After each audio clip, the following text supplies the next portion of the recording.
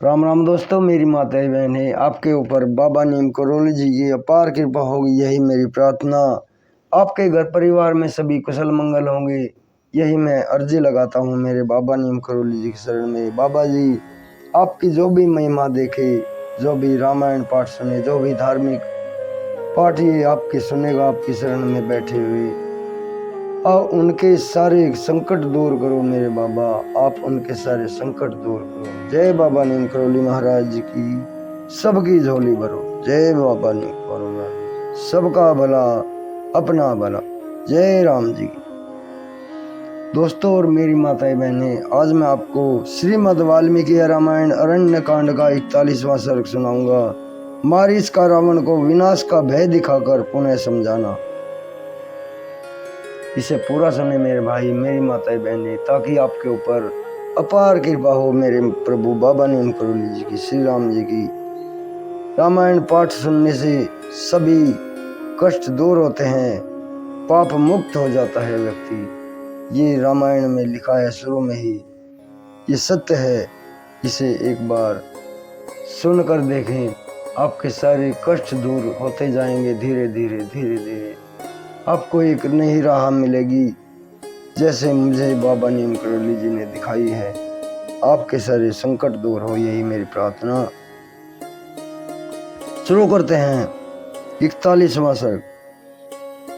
रावण ने जब राजा की भांति उसे ऐसी प्रतिकूल आज्ञा दी, तब मारीच ने निशंक होकर उस राक्षस राज से कठोर वाणी में कहा, निशाचर, किस पापी ने तुम्हें पुत्र, राज्य और मंत्रियों सहित तुम्हारे विनाश का यह मार्ग बता दिया है? राजन, कौन सा ऐसा पापाचारी है जो तुम्हें सुखी देखकर प्रसन्न नहीं हो रहा है? किसने युक्ति से तुम्हें मौत के द्वार पर जाने की सलाह दे दी है? निशाचर, यह आज स्पष्ट रूप से ज्ञात हो गया कि तुम्हारे दुर्बल शत्रु तुम्हें किसी बलवान से भिड़ाकर नष्ट होते देखना चाहते हैं। राक्षस राज, तुम्हारे अहित का विचार रखने वाले किसी नीच ने तुम्हें यह पाप करने का उपदेश दिया है। जान पड़ता है कि वह तुम्हें अपने ही कुकर्म से नष्ट होते देखना चाहता है।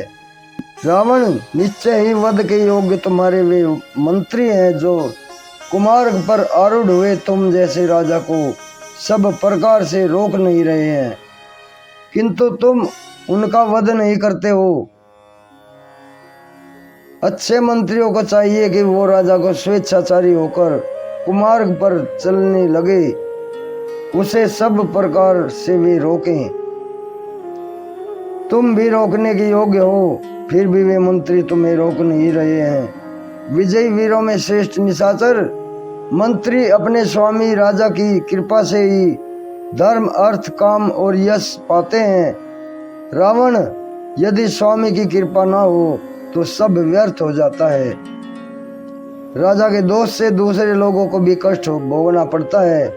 विजयी वीरों में श्रेष्ठ राक्षस राज, धर्म और यश की प्राप्ति मूल कारण राजा ही है, अतः सभी अवस्थाओं में राजा की रक्षा करनी चाहिए।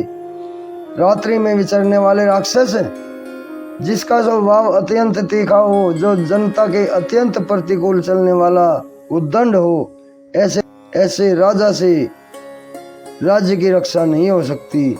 जो मंत्री तीखे उपाय का उपदेश करते हो, वे अपनी सलाह मानने वाले उस राजा के साथ ही दुख भोगते हैं। जैसे जिनके सारथी मूर्ख हों, ऐसे रथ नीची ऊंची भूमि में जाने पर सारथियों के साथ ही संकट में पड़ जाते हैं। उपर्युक्त धर्म का अनुष्ठान करने वाले बहुत से साधु पुरुष इस जगत में दूसरों के अपराध से परिवार सहित नष्ट हो गए हैं। रावण, प्रतिकूल बर्ताव और तीखे स्वभाव वाले राजा से रक्षित होने वाली प्रजा उसी तरह वृद्धि को नहीं प्राप्त होती है जैसे गीदड़ और भेड़िए से पालित होने वाली भेड़ें। रावण, जिनके तुम क्रूर, दुर्बुद्धि और अजितेंद्रिय राजा हो, वे सब राक्षस अवश्य ही नष्ट हो जाएंगे। काकतालीय न्याय के अनुसार मुझे तुमसे अकस्मात ही यह घोर दुख प्राप्त हो गया है। इस विषय में मुझे तुम ही शोक के योग्य जान पड़ते हो, क्योंकि सेना सहित तुम्हारा नाश हो जाएगा। श्री रामचंद्र जी मुझे मारकर तुम्हारा भी शीघ्र ही वध कर डालेंगे। जब दोनों ही तरह से मेरी मृत्यु निश्चित है, तब श्री राम के हाथ से होने वाली जो मृत्यु है, इसे पाकर मैं कृत्य हो जाऊंगा। क्योंकि शत्रु के द्वारा युद्ध में मारा जाकर प्राण त्याग करूं, तुम जैसे राजा के हाथ से बलपूर्वक प्राण दंड पाने का कष्ट नहीं भोगूंगा।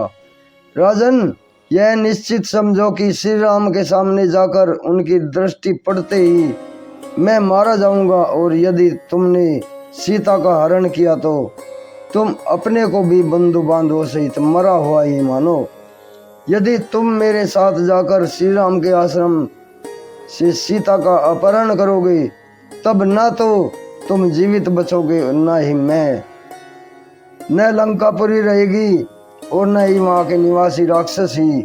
निशाचर, मैं तुम्हारा हितैषी हूँ, इसलिए तुम्हें पाप कर्म से रोक रहा हूँ, किंतु तुम्हें मेरी बात सहन नहीं होती है। सच है, जिनकी आयु समाप्त हो जाती है, वे मरणासन पुरुष अपने स्वरदों की कही हुई हितकर बातें भी नहीं स्वीकार करते।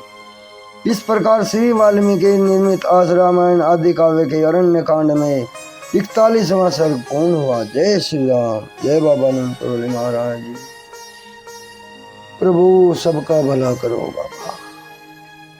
अब आगे लेता हूँ मेरे भाई, मेरी माताएं बहनें, कल मैं आपको इसका अगला 42वां सर्ग सुनाऊंगा। मारीच का सुवर्ण में मृग रूप धारण करके श्री राम के आश्रम पर जाना और सीता का उसे देखना। जय राम जी। जय बाबा नीम करोली।